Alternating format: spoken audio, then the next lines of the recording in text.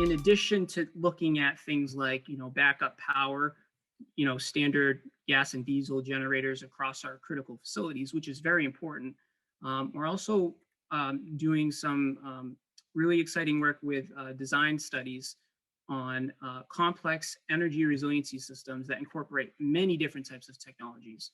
And I'm going to refer to these as microgrids. A microgrid is a self-sufficient energy system that, as I said, it can rely on all sorts of technologies distributed across, for instance, a group of buildings. So a microgrid can rely on power sources like traditional backup generators, but also things like solar energy, battery storage, wind power. There's just a number of ways or a number of opportunities to contribute energy in a microgrid.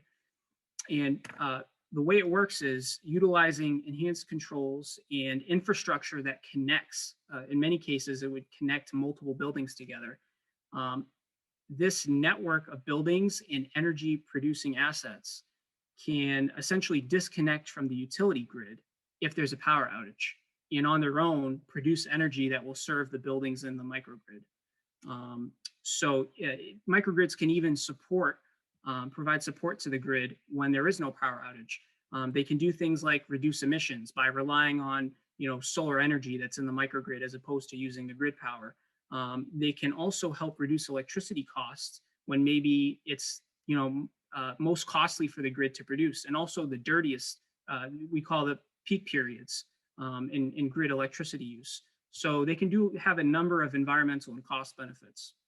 A microgrid could be as simple as a single facility with different power sources attached to it. That could be like a small microgrid. It could be something that would cover a campus or a small collection of nearby businesses. It could even cover like a neighborhood. So it can be many different things. But the most important thing I would say to keep in mind is it's a system that has different energy sources that are feeding into it, and it allows a building or group of buildings to disconnect from the power grid and operate as their own grid. So to get assistance in learning about this and about how it can support Framingham, we applied for a grant from the Massachusetts Clean Energy Center through their Clean Energy and Resiliency program.